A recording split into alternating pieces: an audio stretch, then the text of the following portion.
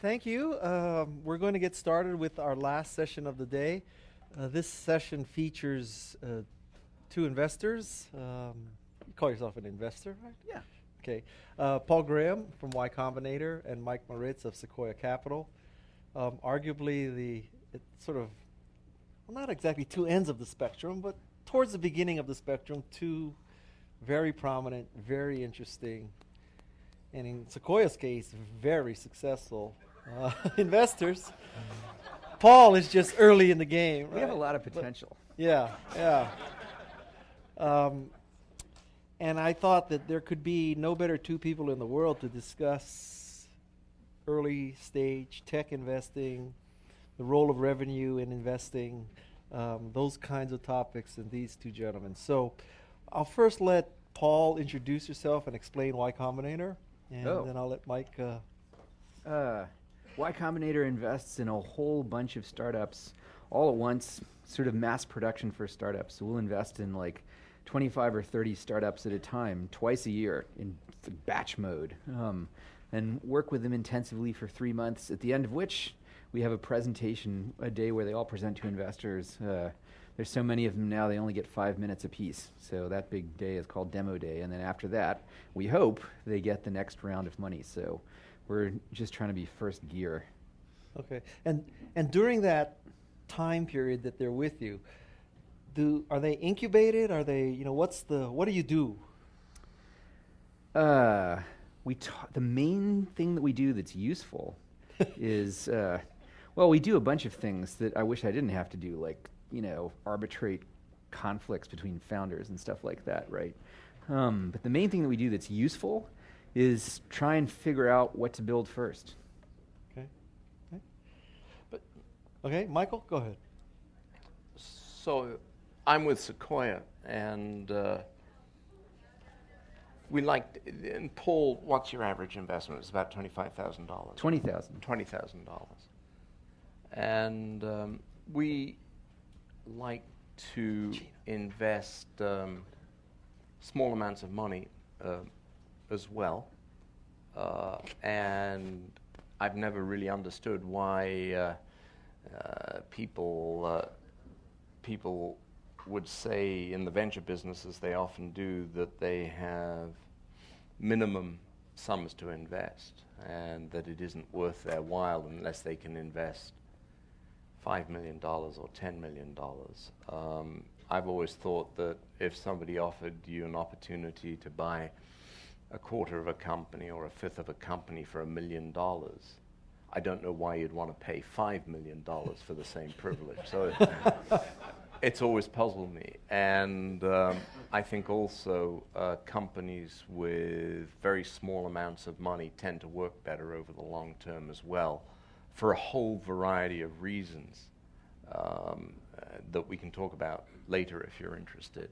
And our business is trying to find and be in business with the most imaginative, most enterprising, most creative souls that we can find within easy range of the offices that we have. And the offices that we have are here, and they're in China, and they're in India, and they're in Israel, because much of the most stimulating, interesting development is happening, unlike 30 years ago, is happening outside of this wonderful place where all of us happen to live, and some of the leading edge applications in particular genres are not built by startups in Silicon Valley. They're built by startups that get there, that are based elsewhere. And so we think over the next 25 years,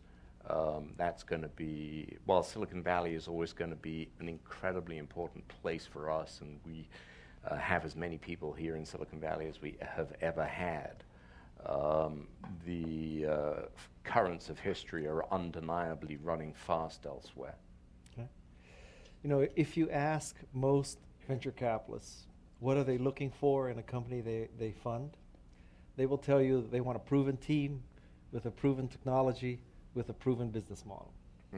So if I were to ask Mike Moritz of Sequoia that question and Paul Graham of Y Combinator, what was the answer? When we invest, nothing seems to be proven. The market isn't proven. The people usually are unknown. And the product or the technology at the time that we invest in the venture business frequently barely works, or perhaps might just, on its most elegant day, barely limp. But so I think if you're looking for proven things, you wind up too much in the conventional portion of the universe where uninteresting things tend to happen.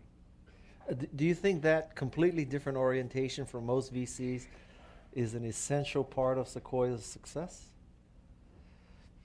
I don't know. We've always tended to have an affinity for the underdog, the offbeat, the immigrant.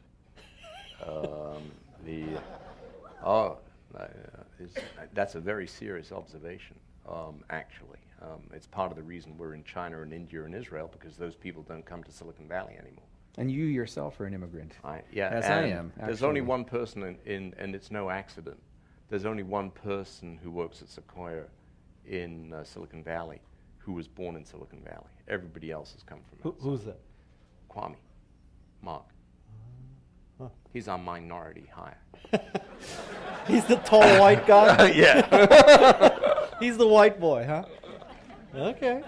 Paul, what is your, proven? What's your proof? What qualities are you looking for? Because you get many more applicants than the people you take, obviously. Yeah. So what are you looking for? We look for people who are determined, smart, have a sense of design, and get things done. And so we do look for certain kinds of provenness, but not the kind you might think. You talk about proven entrepreneurs, right? What we want is evidence that someone really likes to build things, right?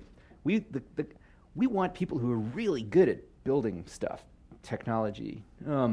And to be really good at something, you have to actually like it. You can't just be doing it out of a sense of duty because it's your job, because it's something you have to do in a class, right?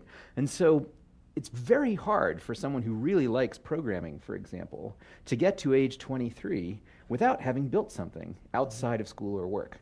So the big question we ask is, what have you made outside of school or work? Because you liked it. Because if you don't like it, you're not going to do well as a startup founder. And it has to be something other than the opposite sex. That you do well? Okay. And in this, we're at something called Revenue Bootcamp, so we're talking about revenue. Mike and Paul, do you really give a shit about their forecast for their revenue? Do you believe an ounce of what they say? Do you care? Do you just make a guess? Are you crunching your HP12 and looking at the internal rate of return for their 4-year forecast? I mean, how do you interpret the lies they tell you about revenue? We have a don't ask, don't tell policy about revenue projections. We don't even ask. I mean, Sequoia, you guys probably ask, at least to see what they're going to say, right? But we don't even ask. But we don't inhale. Yeah. Certainly not the forecasts. I think it's much more important to feel that you're investing, or that the company is positioned in an area where the currents are flowing in its favor, and you have no idea how strongly those currents are going to flow. And when we look at forecasts, as you alluded to, we take them with a grain of salt. Our premise really is, how do we get through the first year? Do we think that the company has the wherewithal, the means, that enough money to be able to survive the first year if things don't happen as forecast, because they usually don't. And if we survive the first year, we can worry about the second year and so on. And 5 years plans aren't worth the ink cartridge that they are that they're written with. Now, but we have to be very specific and careful here. Now, you're saying you don't rely on the Excel spreadsheet, printed out plan. But can someone come into both of your organizations say, we're just a bunch of young immigrants and we finished a lot of projects in our time and now we want to build this cool thing and we have no freaking idea if we can have any revenue doing it? Would that, not To us, exactly yes. said that way, but would it work? I think if somebody said it with the blaseness that you just said, So they have to fake would be sincerity? terrible. No, you have to care. It's not that you have to lie. You have to be care. determined, and you have to have a passion, and you have to have an intensity about it, and you have to leave people feeling, without faking it, that you're sincere, that it is the single most important thing in your life. You don't have to say, you shouldn't say, like, we have no idea how to make money and it's not a problem. Right. But it's okay if you say, we have no idea how to make money. We're worried about that. We know that's a problem. Talk to us. Let's figure out how to make money. Mm-hmm. You guys are supposed to be investors. Tell us how to make money, right? Mm-hmm. Then it's fine. Together we invested in this is a wonderful example of it, right? Dropbox, a little company. How do they make money? Just kidding. But this was two people at the beginning, right? Yeah. Who had come from MIT. They came from Boston because they just didn't feel that the environment and the atmosphere there was right, and they'd be able to hire all the people that they needed. These are two young guys from MIT. They relocated to the West Coast thanks to Paul and his offices. They set up shop with an idea about cloud-based storage and backup and syncing and services. And my goodness, these two characters, they're really smart. They had an incredible passion. They were doing something enormously useful for people where there was real value in it. And it was very obvious that if they could crack the code and deliver something of value, people would pay for it. So is it fair to say that, in a sense, the best kind of financial forecast that an entrepreneur could present is one that it's a picture that they paint where you fantasize about the revenue potential, not because they've drawn it out on some spreadsheet? I've heard people give that advice specifically for convincing investors, and it works fairly well. I think the best financial forecast is a sense that you're developing something that people will really care and want. Mm-hmm. And if they really care and want, the money will follow. But if you're developing something that no one cares about, or is just like everything else, there's going to be no money. But Mike, you'd have to be a real idiot to walk into your office and say, we're presenting something that people really don't care that much about, but we want funding to do it. Doesn't every entrepreneur say, we really believe in this and it's going to be great and our beta sites are loving it? Yeah, but we have fairly tuned antennas and red flashing lights that come on and alarms that go off when the BS level rises, Okay. And maximum alert. What sets off your BS detector?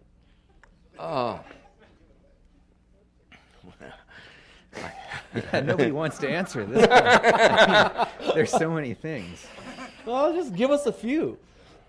Well, when people use generic language, like when people describe how they feel about their idea using the word passion, right?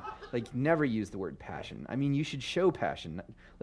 You shouldn't say the word passion. You should just seem like you care, right? But Okay, so don't use the P word. Don't say that you care. Just care, right? How about the R word, revolutionary?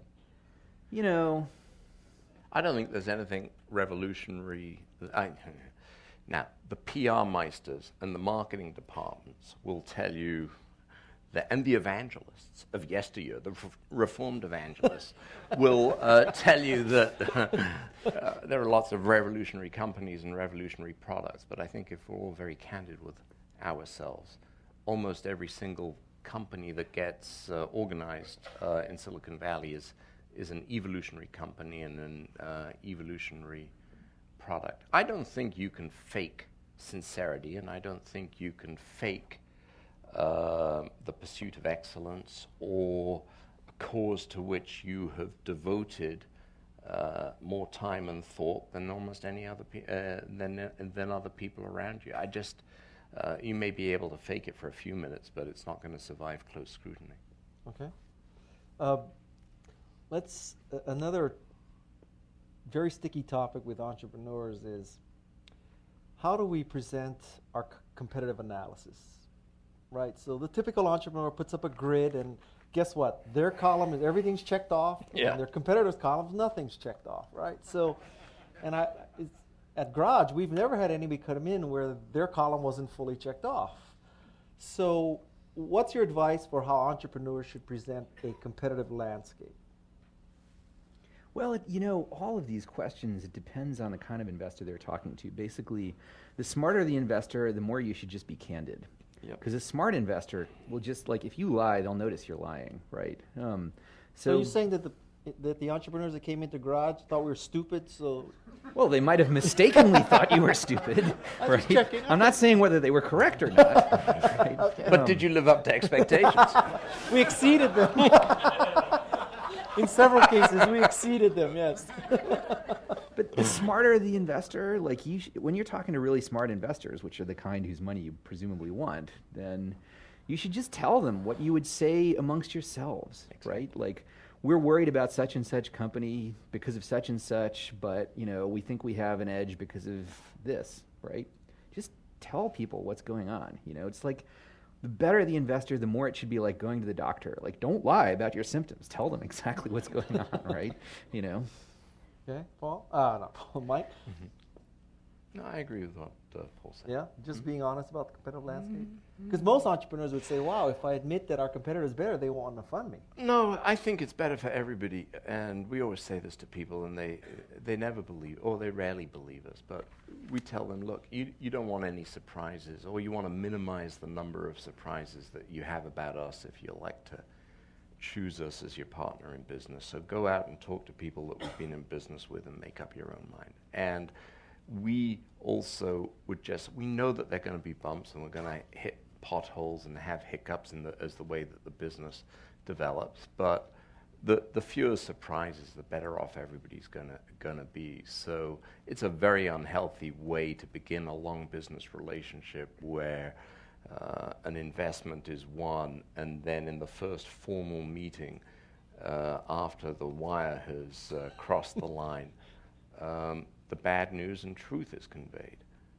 So it's way better just to be forthright, minimize the surprises. The entrepreneurs aren't going to have all the answers. We're certainly not going to have all the answers. And I think people have to understand that when you make a very early stage investment, a very early stage venture investment, it's the entrepreneurs and the investors against all odds. And it's a very small group of people, entrepreneurs and investors, waging this massive battle where everybody, the large companies, the competitors, parents, friends, relatives, other people in the investment community think it's a wacky pursuit that you're off on. Yeah. I've obviously watched many of Sequoia's successes. I've been to, I've spoken for you at Y Combinator several times, and I'm always struck that the people that both of you fund, the companies that both of you fund, are 25 or younger. There's no old people there, right? We've had some. So is that a random observation of mine? Do you believe there's some causative relationship? On the other hand, you hear many VCs, they say, wow, we would love this senior team that worked at Microsoft, and he was senior VP of engineering, and now he's going to start a startup. That's a proven guy, proven gal. So what's age got to do with this? Well, I think the reason the average startup founder we fund is probably 25 or 26, but I think the reason is just more people start startups at that age. By the time people are in their 30s, they have, families and mortgages, and their friends that they wanted to start the startup with are more tied down to, right? So you get this sort of exponential effect of tied downness as people get older. 25-year-olds, they can just say, what the hell, we'll try it, right? So there's just more 25-year-olds starting startups. Okay, Mike? Mozart was dead at 35.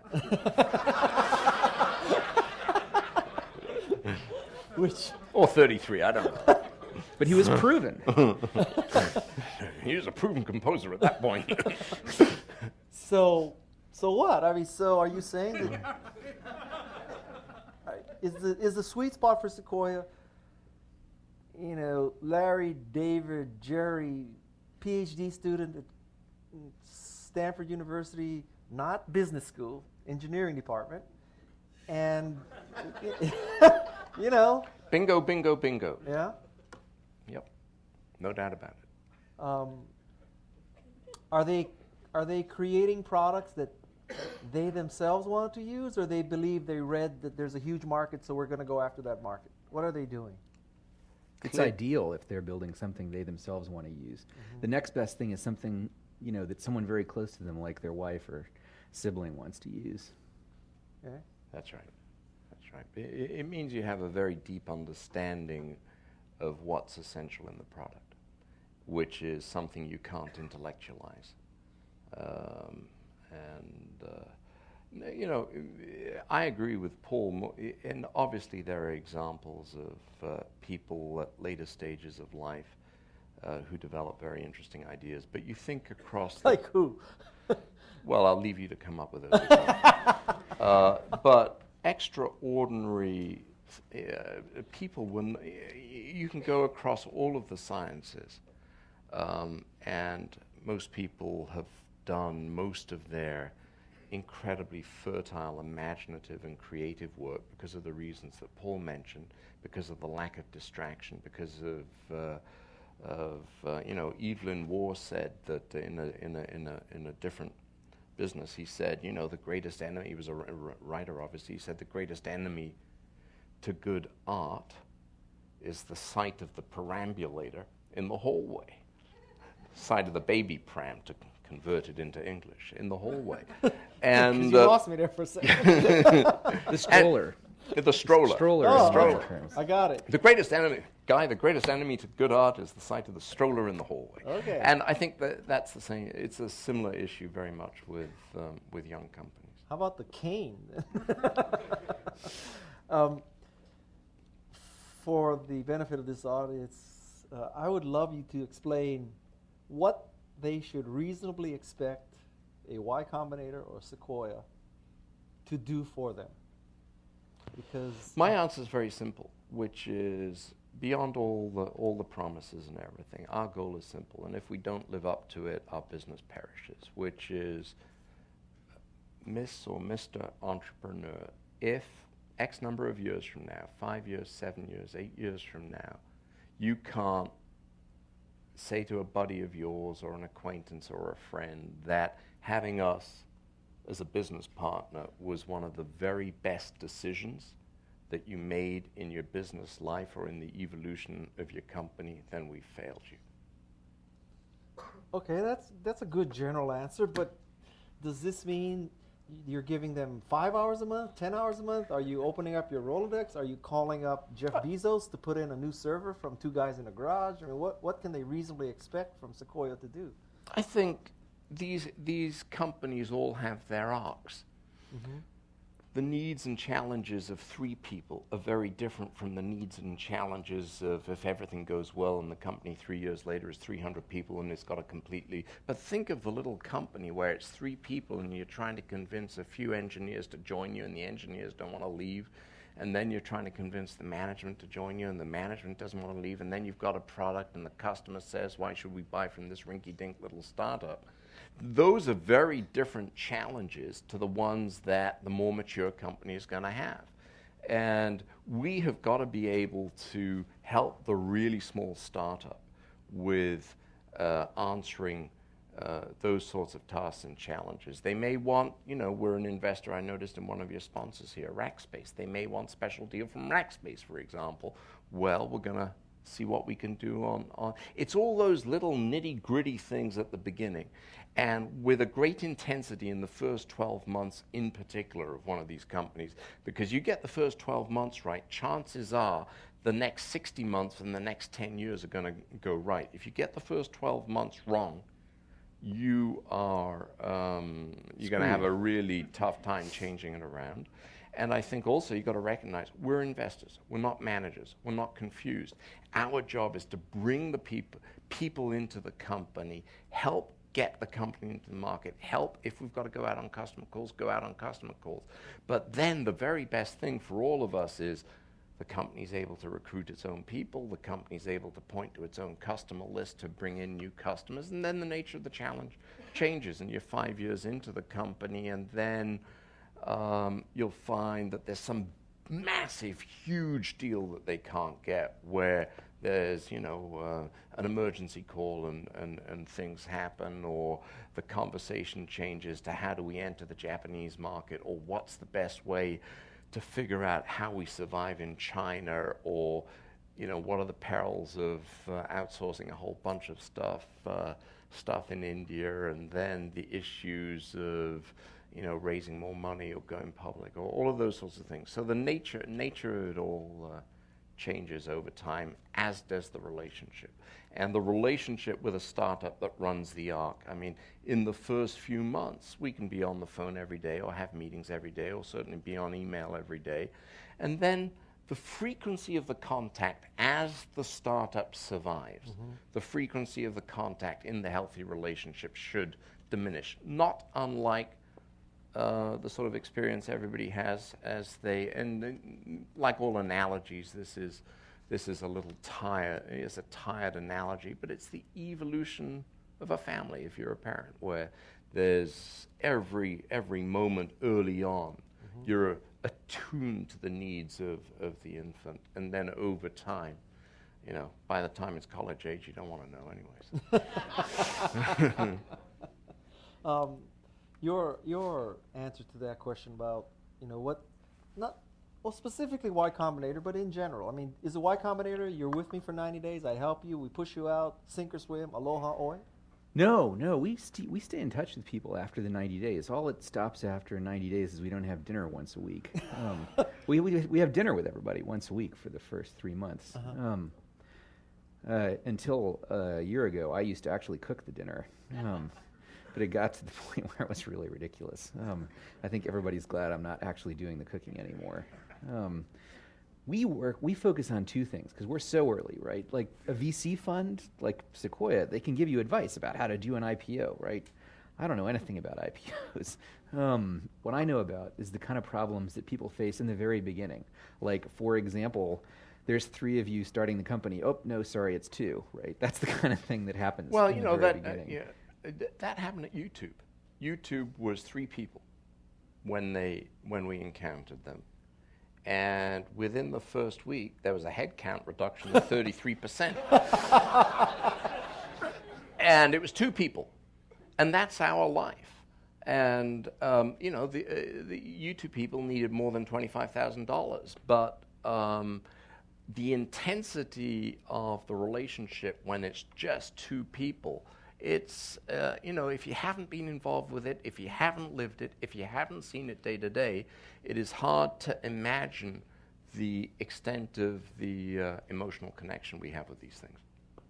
And you may interpret that as just venture BS, but believe me, talk to the people that we've been in business with. Okay. A subject that very few people ever discuss is, you always hear about the story about perseverance and gutting it out and all that, but is there a point in a company's life where it really should give up?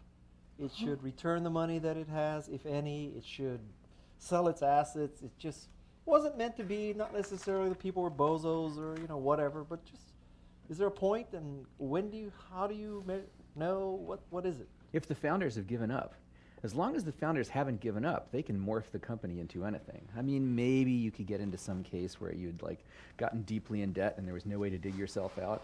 But as long as you're in the early phase and you're just like a couple of guys in an apartment, eating beans and writing code, you can turn the thing around tomorrow if you want to. So sometimes founders will come to me and say, "Can I give up now?" Right? And basically, if they're asking me, probably the answer is yes, because if they're asking me, they've already decided they're giving up and they just want me to be okay with it. But as long as they're willing to say, we're a year in, our software still sucks, we have no customers, but we're not giving up, I'm like, okay, keep going, I'll help you, Okay. I'm willing to help them as long as they're willing to keep fighting. What about you, Mike? Because you're willing to help them as long as they're willing to keep fighting, but they want your money to keep fighting. Well, the year one answer is an easy answer. Where it gets hard is year 5. And where things just haven't worked, perhaps. And where everybody is very well-meaning, but the market has rejected the product. The next product doesn't look very promising, and there's not much hope for it. And everybody understands that, including the founders. There are people prepared to continue investing money in what seems like a futile charge and a futile battle. That's where the issue is very difficult. I can think of 2 companies, they're both actually chip companies, where we had calamitous experiences early on. The best known one of these is NVIDIA, which everybody knows today, but people don't remember 1993 and 1994. And NVIDIA's first device was a bomb. It failed in the marketplace. This was a semiconductor company. Semiconductor companies you can't finance with 2 people writing code, living on rice and beans. They're more expensive endeavors to get off the ground. And there, it would have been very easy to say, my goodness, the original idea didn't work, and it's curtains. And Jensen and the rest of the people there had another product that they were very convinced about. And ourselves and Sutter Hill, in that case, continued supporting the company. But it would have been very easy to blink and say, look, the original premise didn't work. But also, I think there are some battles that are worth fighting and some battles that aren't worth fighting. And we may well be wrong about both. We may be well eventually have our nose bloodied in the battles we want to continue fighting, and we may well perhaps give up too early on the things that we think are futile. But as long as we think there's a way that we can survive and then eventually prosper, and it makes economic sense to do so, we're going to do it. Where we think it's futile, where we think, and frequently the conversation, well, actually, as infrequently as you can have these conversations, but frequently the conversation when you have to have these horrible conversations with the people who've just, worked so hard for 4 or 5 years, haven't seen their families, they're up to their eyeballs in debt, they're overweight, they're stressed out, they haven't been on vacations. I mean, this is it's a dreadful, dreadful thing.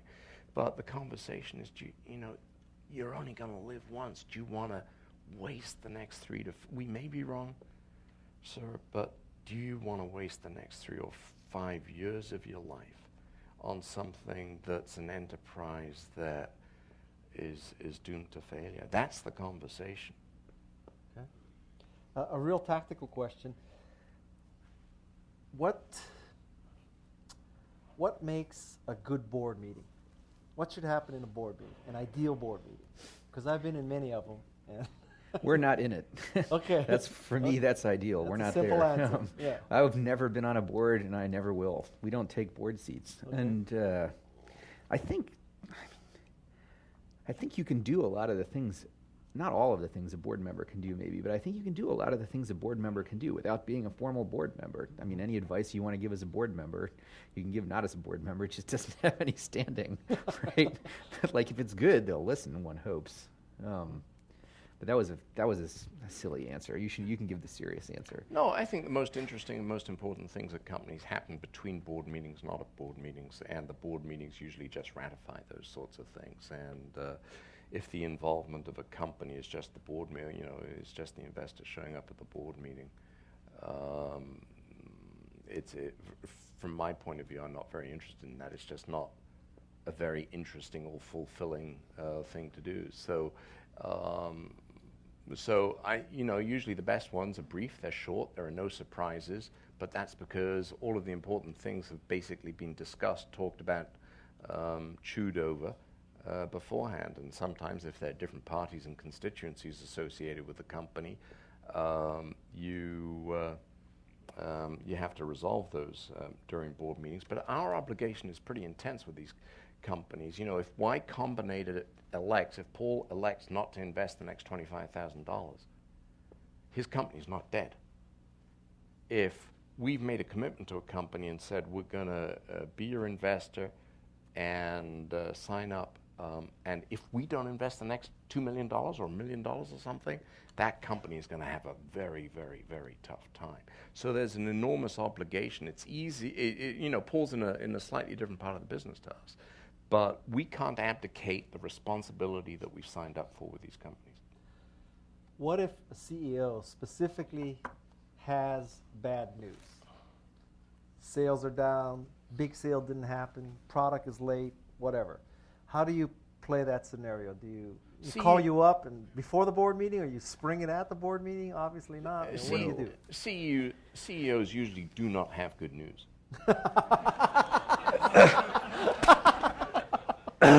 Okay. I met with one this morning who emailed me 2 days ago saying he needed when you see the phrase in the email, need to get together. Need to get together means the VP sales just quit, we missed the quarter, or I'm actually far closer to running out of money than I thought I was. I was not disappointed at 7:30 this morning. So it happens all the time. And that is usually, people tend to want to give good news when there's a big crowd around. They can celebrate, not to impart it one-on-one. But most of the time when people do call and they want to have an urgent meeting, it's always bad news. I've never heard anyone say, I really need to come to see you to tell you how great everything's going. Yeah, same here. Well, I've noticed this in the news, actually. If you look at headlines, I mean, bad things happen more suddenly than good things, right? Unless you have some artificial thing, like a publication deadline for some research study or something like that makes it artificially happen fast. All the news about sudden changes, it's because it was a plane crash, not because... Plane landed. Right. Or, yeah. Or air safety statistics gradually got better, right? Yeah. That's the bigger story. I mean, the Air France crash is just anecdotal evidence, right? Actually, plane traffic travel gets gradually safer and safer, right? But that's a boring headline. No plane landed in the Hudson today. Yeah. I saw that tweet, yeah. Let's take some questions from the audience.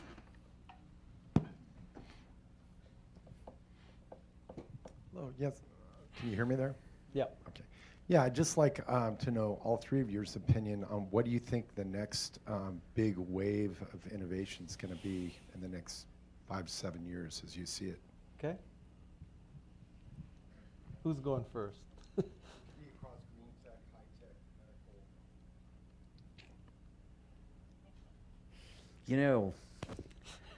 This kind of silence. Well, if I knew what it was going to be now, right, I would be making all the companies we fund do it, right? So kind of by definition, you can't answer that. It's like asking, if there's a new paradigm for physics after the standard model, what's it going to be? Well, if you actually knew the answer to that, you'd be eligible for a Nobel Prize. Just submit it to some journal.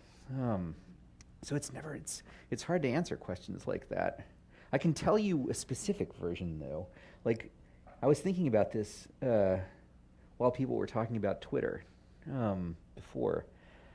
I can tell you what platforms are going to be big. If you want to know how to predict what platforms are going to be big, look at the ones that hackers themselves use, because they build stuff for the platforms that they use.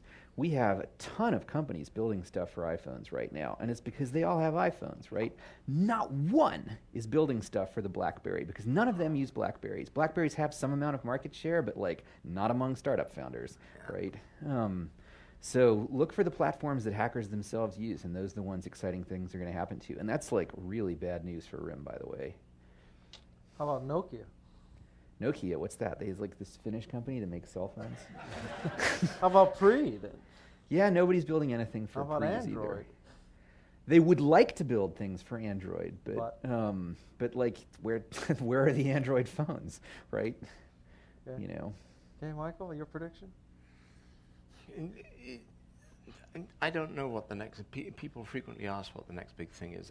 I don't know, and one of the truisms of the business that we're in is that if we've done our homework before an investment, we're rarely ever surprised if the business teeters or doesn't succeed. It's when the business really takes off that we're surprised. In all candor, it's true.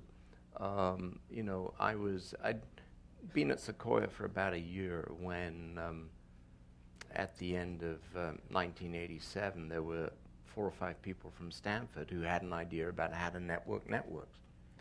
And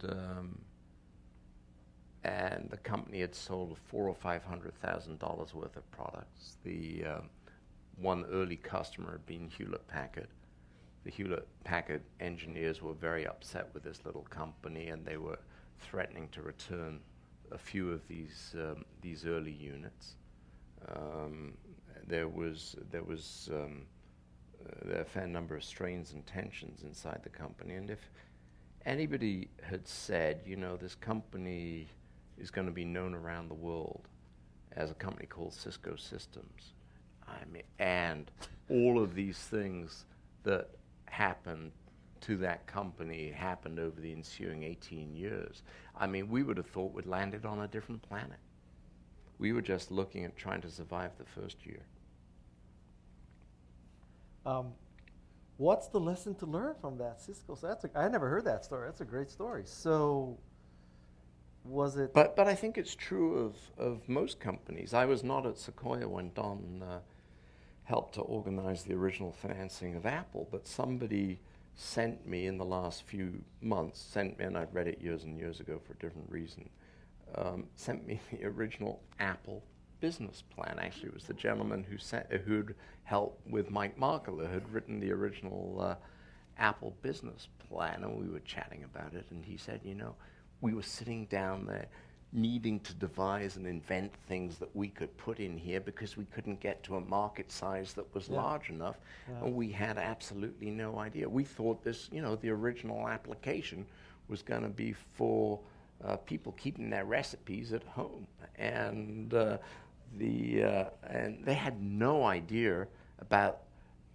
So here, the most stunning revelation, back to the point Paul was just making about the iPhone, the idea of the independent software developer back then, but even before you joined that Guy, 76, 77, nobody had conceived of the independent software developer. Nobody had conceived of a company writing VisiCalc for a computer like the Apple. It was completely blindsided. So I think trying to imagine what the next big thing is, I long ago gave up on that. And I will offer my opinion. I also don't know. You know what? I'll tell you, if you want the source of a really good idea, think of something that you guys yourselves have needed in some company that you worked for that didn't exist, and you were sitting in the company saying, boy, if somebody would just make blank, we'd pay a lot for that, right? If you can think of any answer to blank, you are onto a gold mine. I have that. I'm a software programmer, and I invented computers that go in golf cars. My question, I put $500,000 into my own business, into my software developing company. The question I have is, I'm looking to raise $2.5 million. I put $500,000. What does a venture capitalist look like as far as evaluating a company? How do you determine what the value of a company is and what percentage of that company you're going to own in the developing stages moving forward? Okay. Valuation. It moves around, depends how much perceived risk is seen in the company. But I can tell you what we don't like, and this will sound really weird, but it's true. We don't like owning too much, because it means several things. It means the company probably needs too much money, but more particularly, it means that the founders aren't very shrewd, and it also means that there isn't enough left for all the other people that we need to bring into the company and incent. So usually we wind up, I'll give you a very direct answer for a very early stage company. The low band is around 20%, And it tends to go up to around 35%, but I get very nervous if we own more than 35%. I'll give you an answer. The observation I would make is that for every full-time engineer, you have a pre-money valuation of $500,000. For every MBA, you subtract $250,000. So if you have 3 full-time engineers and 2 MBAs, 3 times $500,000 is $1.5 million. You subtract 2 times $250,000, you're back at $1 million. So that's how you figure it. It's very simple. Very simple. Next question. Yeah, Mike, you've already mentioned that you start to get nervous about the 5-year point. There are twin themes I'd like you to comment on. A current theme of socially responsible investing and the theme of patient capital. Both oxymorons, huh? Well, there are businesses that we don't invest in because they appear unseemly, and we don't want to wander into a gray zone. We've worked very hard over a very long period of time building our reputation, and it's a reputation that can get eviscerated if you make the wrong choice. I think, and the question of patient investors, I think Guy to some extent is right. Look, it's a mixture of both patience and impatience. When you're running a company, when you're an investor in a company, things can never happen quickly enough. You want the next product out. You want to get more sales. You have all these impulses about how you want to go quicker and how you want to go faster in a presumably organized fashion. But simultaneously, you also know, I always chuckle when a newspaper or on the net these days, and in the times when IPOs occurred, as they will occur again, and inevitably the media will say, here's a particular company, and in the next sentence, another Silicon Valley overnight success story. And they've forgotten about the preceding 6 years. I think we've learned that it actually takes considerable patience to endure the overnight. How do you handle a situation where if we could go back in time, you find out that, wow, lots of porn sites are buying Cisco equipment, or there's lots of copyrighted material going up on YouTube, and you're trying to remain this squeaky clean investor, but what do? You tell Cisco not to sell to porn sites, or you tell YouTube, what do you do?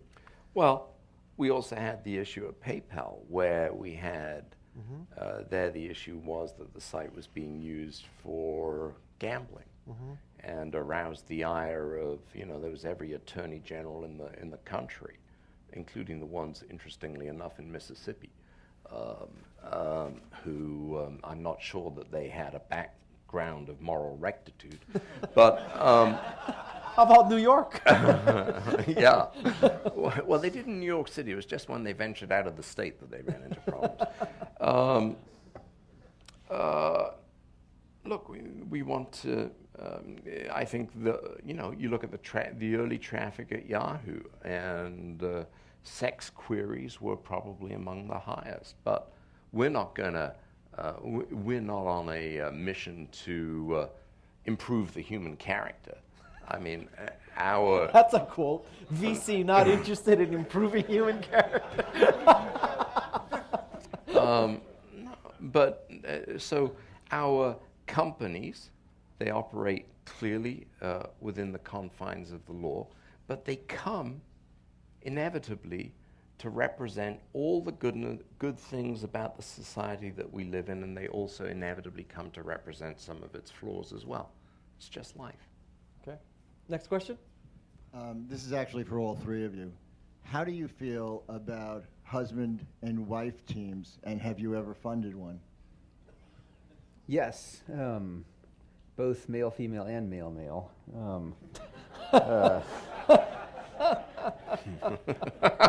They up to the repeal of profit. They seem to work fairly well.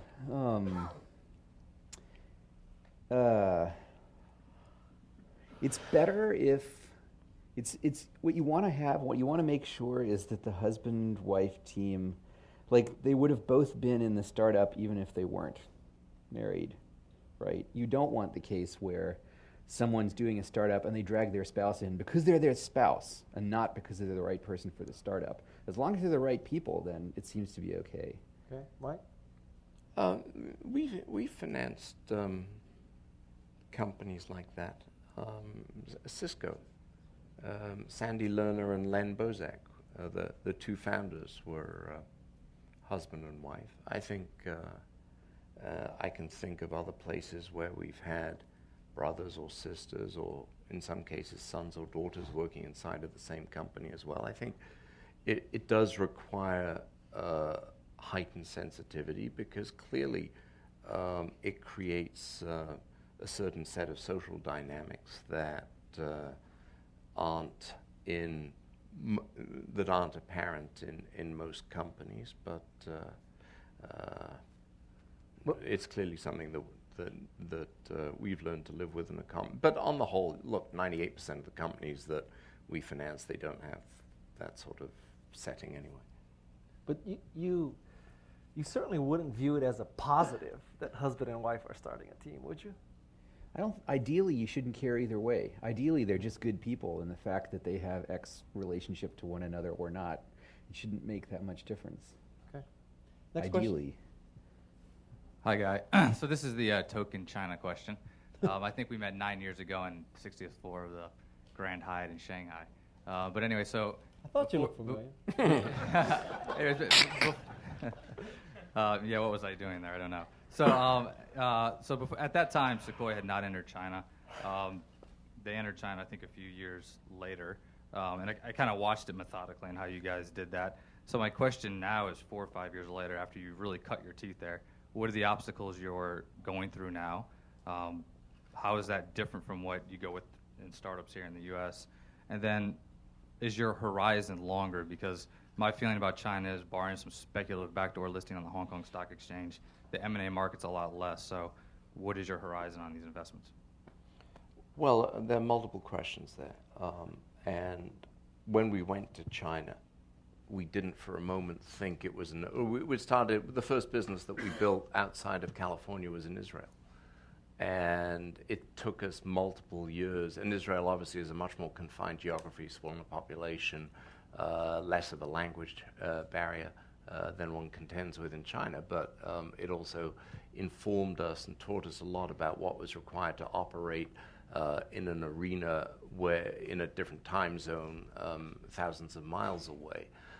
And so when we went to China, we knew that this was not an overnight undertaking. This was a big move for us. We were signing up for a very long-term commitment and the business, and it was a move for the next 15 or 20 years, not for the next 3 or 5 years.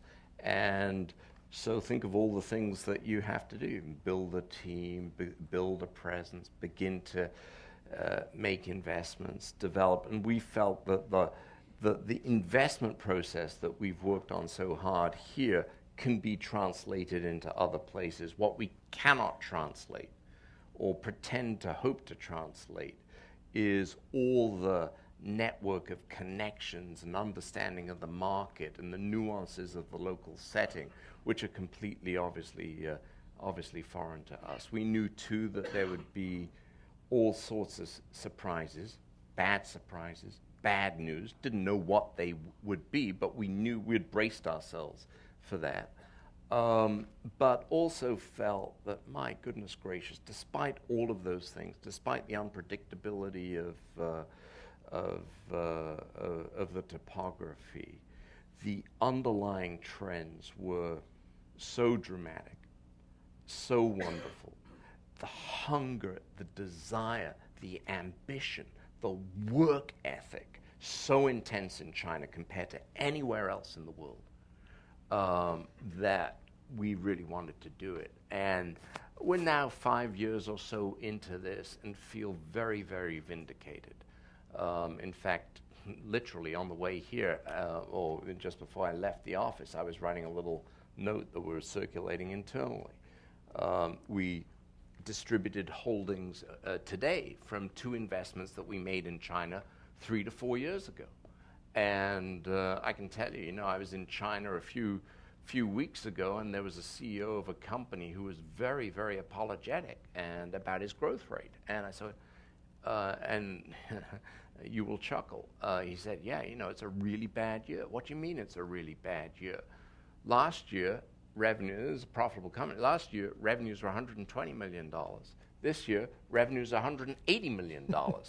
And if you haven't been there, if you haven't spent time there, if you haven't immersed yourself there, it's difficult to translate to the U.S. the scope of what is happening in China, and in particular arenas. I mean, we're investing in a broader swath of companies than we invest here, because some of these markets that we'd consider mature here are obviously embryonic in China. But there are particular applications, particularly in mobile, where China is leagues ahead of anything happening in the U.S. or in Europe. So when he told you that, did you act pissed off? No, I told him the truth. I said, companies like yours, this was a retailing company, they'd be delighted to be growing 5 or 6% a year in America. With open source and just the lower cost of everything, when a company comes to Sequoia or Y Combinator and pitches you, do you have higher expectations that they're further along, that they have a working prototype, whereas 5 years ago, they were just have an idea and not a prototype, but now because of MySQL and Drupal and Rails and all the good stuff, you have higher expectations of when they first pop into your door? Well, they ought to be able to at least make some sort of demo. Yeah. Unless they're building something that's really going to take a long time, like, some kind of hardware device or something like that. I mean, between the point where we invite them to interviews and when the actual interview comes, we give them like 3 weeks so they can get cheap plane tickets, right? In 3 weeks, they ought to be able to throw together something, so we don't just have to talk, right? We ought to be able to look at something. It's a good sign if they do. What about you? It hasn't changed very much. And I think, we invest in networking companies and systems companies where, as Paul mentioned, it's much more difficult to have a working, okay, you're going to build a firewall that takes on Cisco. You're not going to cobble that together in the time that it takes you to reserve a cheap airfare from the East Coast. So I think it's true, but we've also been, over the years we've made the mistake of investing in snazzy-looking prototypes or sexy-looking PowerPoints, and I think you also have to make the big leap of, you've got to have the judgment too for what lies behind turning the idea or the product or the prototype or the PowerPoint into something that is real and works. Okay. Next question. As a follow-up to the email to portfolio CEOs from not too long ago, what would be the prognosis that you guys have for the economy right now? Well, in our great innocence, this was a slideshow that got much wider distance. People, we chuckled. People thought it was a PR stunt. Actually, what happened was we had a meeting up on Sand Hill Road last September or so, where we invited CEOs and founders to come and listen and then do what they chose with the information to our views about what was happening in the world around us. And then a couple of people asked us to email this slideshow for a very interesting reason. There was a couple of CEOs asked us to email, or several CEOs asked us to email the slideshow. And we said, why? And they said, well, I believe you, but none of my management team will believe me when I go back and tell them this. I need the materials. So it got wide distribution. I think, and the really good news about that event was that people understood, and I think a large part of it was because CEOs and founders of companies had lived through 2000 and remembered it. And boy, people adjusted in the grand scheme of things incredibly quickly. But I think everything that we said back then about a really dreadful patch was correct. And I think what we said back then about an extremely slow, tortuous recovery, I think that's also right. For us, the really bad news from companies probably, the rate at bad news decay started to really tail off towards the end of February. And for the most part, everybody has adjusted to a world where they have to be self-sufficient. They know that they can't rely on cheap outside money, and everything has been adjusted. And in part, particularly for the younger companies, we've actually been pleasantly surprised by revenue and bookings in the last couple of quarters, because one of the benefits, and it's quirky, of a real setback in an economic setback like this one that we've gone through is, oddly enough, it makes it easier for the small company, particularly if they're selling to the enterprise, to get a hearing, because the customers are in such desperate need for either increased performance or lower cost, whereas in far better times, when they have money to burn, the little company won't get a hearing. So it's oddly enough a little easier for the unknown company to get a foothold in a market than in times that are really flush. Okay. How about one last question? Who's got it? Yep. So I found the remarks about kind of the prototypical CEO a little sobering, because I'm not a 25-year-old engineer. I mean, what advice do you give someone who's more experienced, if you will? I mean, should I be going out to recruit some 25-year-old to take my place? I don't think that was actually the answer. I think the question that Guy had asked was about founders. It wasn't about CEOs. Why the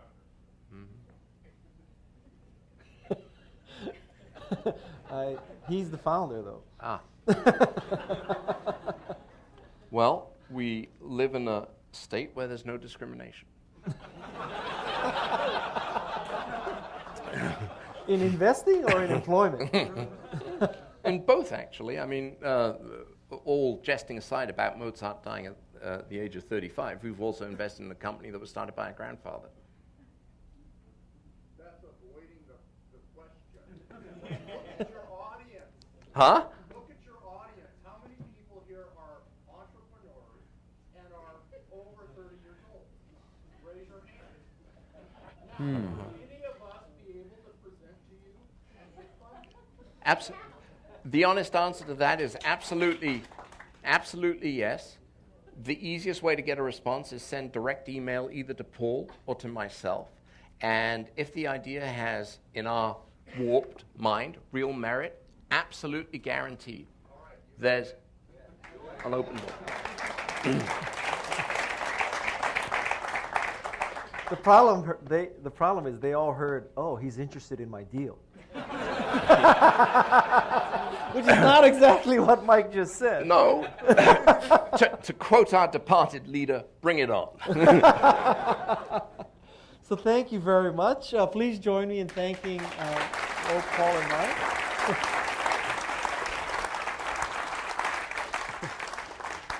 Mike. It is clearly the end of our day here. And I just wanted to thank you all for attending the first Revenue Bootcamp. Perhaps we'll have some more in the future. We started off this morning with a sobering panel with some young people about what they'll pay for and what they won't. That was pretty interesting. And then we had a very good panel about traffic, how to generate traffic, which I think the general story we learned is that, it's all about good content. And it's not about all this black magic. It is truly a simple deal. Great content generates traffic. We heard from some advertising experts about making advertising relevant and putting the right kind of advertising in people. I particularly enjoyed the session where I learned that IMVU sells hundreds of millions of dollars of gift wrapping. I was amazed. I mean, I just loved that. That was my favorite session because I learned that IMVU is selling hundreds of millions of dollars of gift wrapping, and some people are charging $400 per tweet. I mean, that just made my whole day. And then we capped it off, I think, with two, really great investors, great advice. The advice that you heard from Paul and Michael are, I think, 180 degrees from what you'd hear in most venture capital panels. Right? Most venture capital panels tell you we want proven teams with proven business models, with proven business, proven technology, and they'll tell you just about everything the opposite. And so it's just been a great day. I hope you learned a lot about generating revenue and that you'll take this information and not only generate a lot of revenue, change the world. So thank you very much. Thank you very much.